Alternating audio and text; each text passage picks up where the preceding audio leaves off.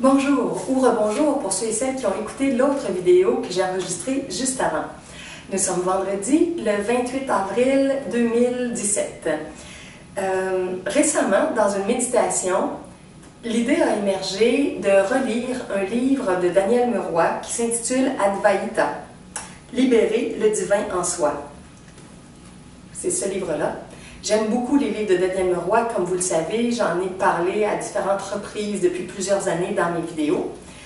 Et Advaita, attendez un peu, est-ce qu'on le voit ici?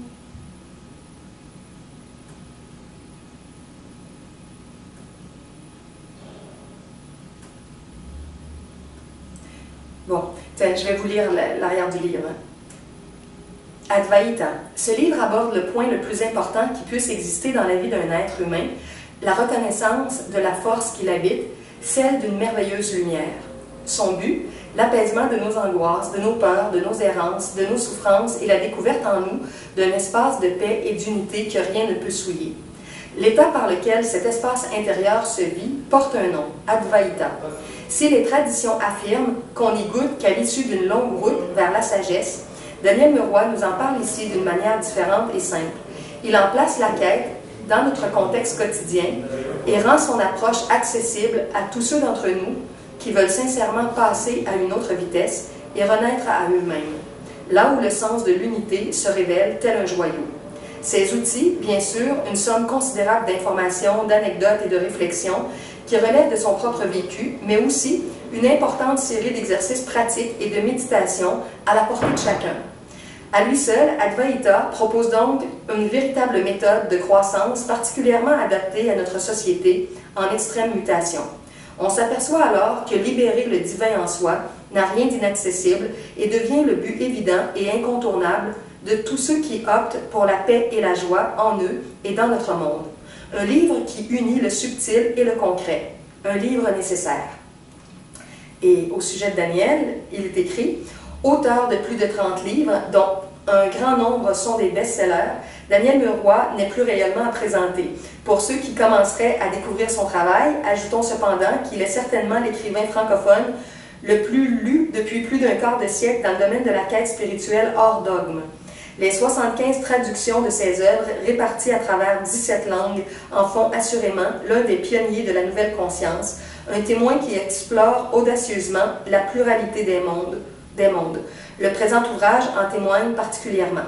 Daniel Meroy vit dorénavant dans la ville de Québec, où il poursuit sans relâche son travail d'ouverture des cœurs par son œuvre littéraire unique, ses séminaires et ses conférences. Il a grandi en France, mais il y a plusieurs années, il a immigré au Québec.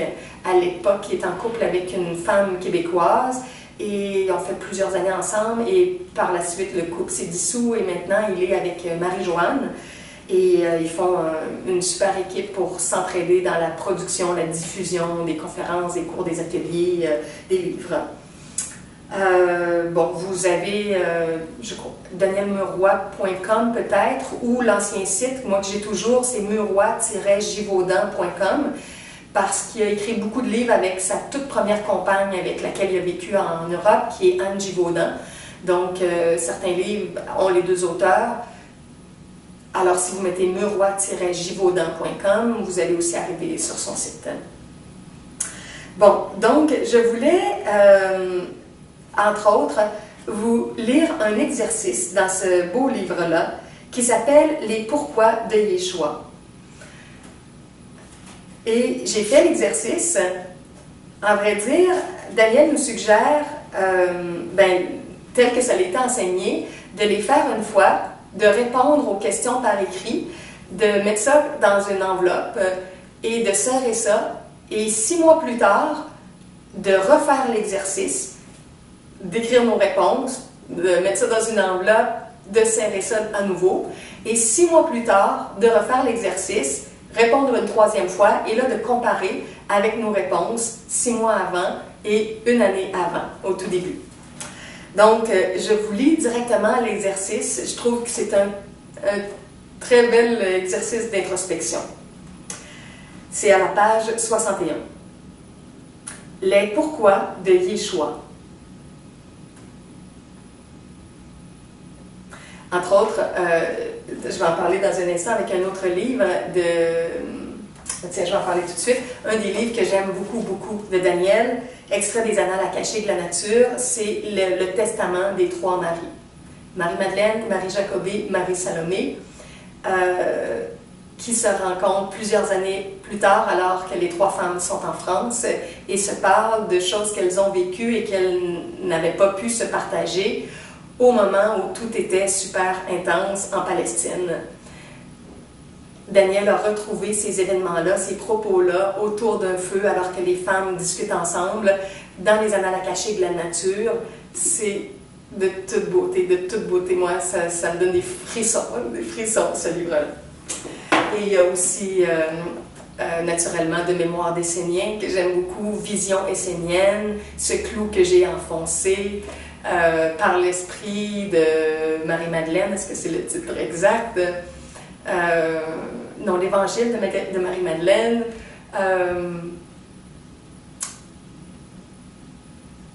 Oui, en tout cas, il y a une série de livres extraits des Annales akashiques en lien avec la vie de Yeshua autrefois. Et le tout dernier aussi, le livre secret de Yeshua. C'est très, très beau. Bon. Alors voilà, page 61, exercice numéro 4, les pourquoi de Yeshua. Voici donc un nouvel exercice, tout indiqué dans la quête qui est la nôtre. C'est justement l'un de ceux que Yeshua faisait pratiquer à ceux de ses proches qu'il estimait prêts pour le labourage de leur champ intérieur. À l'époque, il s'agissait d'un travail qui se faisait oralement, en privé et sous sa directive. Il est néanmoins possible aujourd'hui de l'adapter à notre situation actuelle en se laissant guider par sa version écrite. Il est organisé autour de 17 questions dont il est important de respecter l'ordre et auxquelles, comme toujours, il convient de répondre le plus honnêtement possible, faute de quoi l'introspection qu'il propose perdrait toute sa raison d'être. Voici quelles sont ces questions. Je vous conseille de les recopier de votre propre main sur une belle feuille de papier et de laisser un bon espace libre entre chacune d'elles afin que vous puissiez y répondre correctement. Donc moi, je vous suggère de mettre la vidéo sur stop après chacune des questions pour prendre le temps de la noter et de relancer la vidéo pour la question suivante. Comme ça, vous aurez le temps de noter les questions. Donc, ce sont 17 questions, 17 pourquoi, transmis par Yeshua. Numéro 1. Pourquoi crois-tu être venu sur Terre? Numéro 2. Penses-tu avoir une mission de vie à remplir et quelle est-elle? Numéro 3. Pourquoi cette mission? Ou éventuellement, pourquoi ignores-tu si tu en as une? Numéro 4. Penses-tu être sur la voie qui est la tienne? Numéro 5. Pourquoi penses-tu cela? Alors, ça va plus loin. C'est pas juste de répondre spontanément, mais de se questionner sur comment ça se fait qu'on sent les choses de cette façon-là. Numéro 6. Qu'as-tu fait pour y parvenir? Et en es-tu satisfait? Le fait d'être sur ta voie ou dans ta mission. Ou au contraire, si tu penses ne pas y être arrivé, que penses-tu avoir manqué? Numéro 7. Dans un cas comme dans l'autre, y être arrivé, ne pas y être arrivé, à trouver notre voie ou notre mission, à se sentir à notre place. Dans un cas comme dans l'autre, pourquoi? C'est la question. Parce que tout est une question de perception, de point de vue. Hein? Une même situation vécue par deux personnes différentes peut être interprétée de façon complètement différente. Le numéro 8. Au point où tu es arrivé aujourd'hui, qu'y a-t-il de plus important pour toi dans cette vie? Ça, là, c'est pas évident. Le plus important. Numéro 9. Pourquoi cette réponse? Il faut creuser un peu plus loin. Numéro 10. As-tu changé tes priorités depuis le début de ton chemin? Numéro 11. Pourquoi? Donc, Pourquoi on a changé de priorité? Qu'est-ce qui s'est passé? Numéro 12. Qu'est-ce qui te retient éventuellement encore dans ton accomplissement? En d'autres termes, quelles sont tes excuses ou tes prétextes pour ne pas réaliser ce qui compte le plus à tes yeux? Numéro 13. Quelle est, selon toi, la vraie nature de tes obstacles? Numéro 14. Pourquoi ces obstacles-là plutôt que d'autres? Et vous allez voir aussi à quel point vous identifiez des obstacles externes ou des obstacles internes.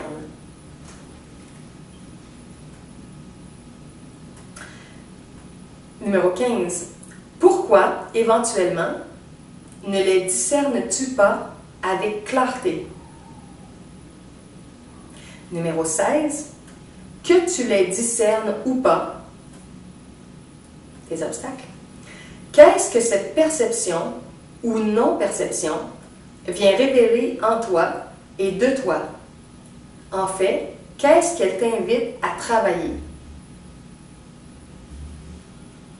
Et finalement, numéro 17, quel prix accepterais-tu de payer pour l'accomplissement réel de ta raison d'être ou, selon le cas, pour tout au moins identifier clairement cette raison d'être?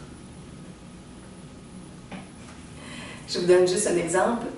Moi, je sais que dans la transmission d'outils spirituels que j'ai à faire, mon prix à payer est assez élevé dans le sens que je suis appelée à le faire à majeure partie dans la gratuité, comme vous le savez. Ce qui veut dire que chaque semaine, je passe 20 heures, des fois plus, des fois un peu moins, pour des textes, pour des vidéos et tout ça, pour les transmettre. Mais mon cœur est tellement réjoui de toutes ces découvertes et de tous ces partages. Ma vie s'élève avec ça, même si au niveau matériel, c'est pas toujours facile. J'avais parlé aussi il y a plus d'1 an d'un milliardaire que j'avais rencontré et certaines personnes m'ont posé la question par courriel. Je vais donner un petit éclaircissement. Il y a un problème en cours avec sa fortune parce que dans les enfants de la famille, au moment de l'héritage, il y a eu des contestations. Il y a eu un frère qui avait une énergie de vol et qui a volé des biens de la famille pendant des années et qui a été exclu de l'héritage. Et il y a eu donc une contestation et c'est un énorme héritage pour une vie de milliardaire, une famille très très riche.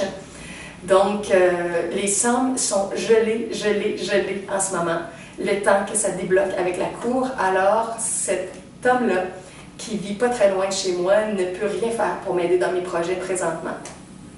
Voilà l'explication pour ceux qui se posaient la question.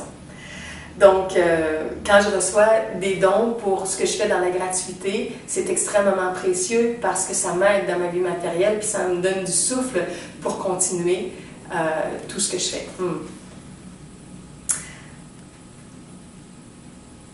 Alors, c'est ça. La question 17, c'était « Quel prix accepterais-tu de payer pour l'accomplissement réel de ta raison d'être ou, selon le cas, pour tout au moins identifier clairement cette raison d'être? »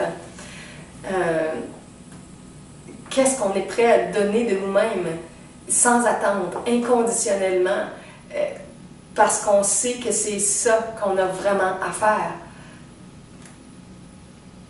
dans l'étape qu'on est venu vivre sur la Terre présentement. Bon. OK, alors ça, c'était l'exercice. Ensuite, une prière. Il y a une prière magnifique de Yeshua à la toute fin. Je vais vous la partager. C'est à la page 181, 182, 183. Alors, Daniel écrit « Pour conclure ces pages, en grande partie témoin de mon propre voyage intérieur, et pour demeurer dans le courant réconciliateur du Christ universel, il me semble à propos de retranscrire enfin ici les paroles d'une prière que le maître Yeshua a enseignée à son disciple Jean. Il m'a été donné de retrouver celle-ci il y a relativement peu de temps par le biais des annales akashiques. C'est évidemment une pure prière du cœur, Elle n'appelle à aucun dogme. Elle nous relie simplement à notre origine. Si elle s'adresse cependant à notre Père universel, c'est en raison du contexte de l'époque où elle fut composée.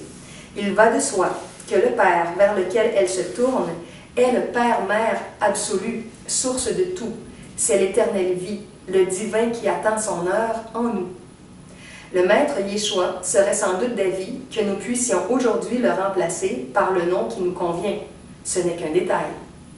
Au-delà de ces considérations, c'est une prière rare, car elle ne demande rien, mais remercie pour tout.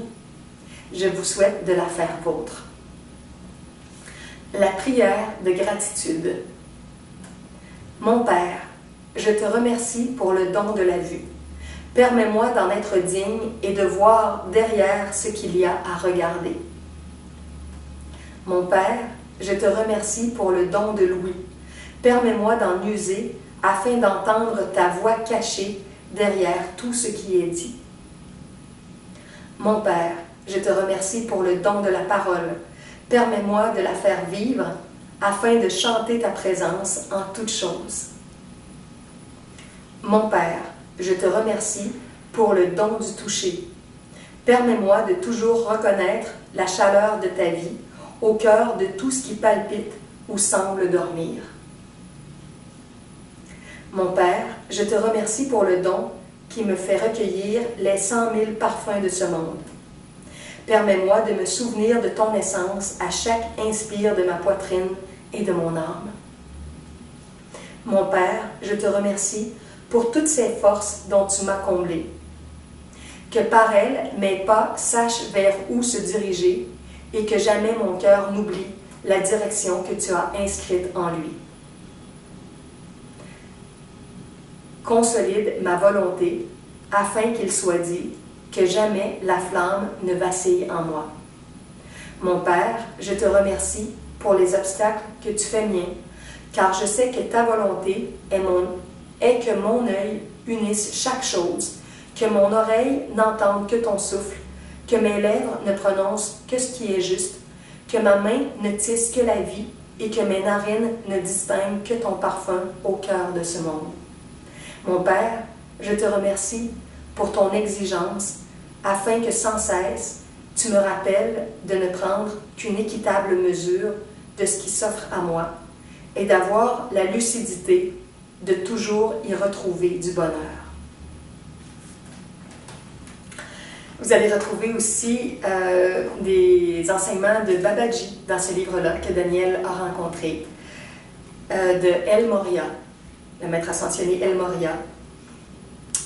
Il y a certains enseignements aussi que Daniel donne par rapport à l'ego. J'ai une vision un petit peu différente de la compréhension de l'ego. Donc, comme je le dis souvent, je ne suis pas en accord avec tout, à 100% avec ce livre. C'est vrai pour presque tous les livres que je lis et j'imagine que c'est la même chose pour vous si vous me lisez ou m'écoutez.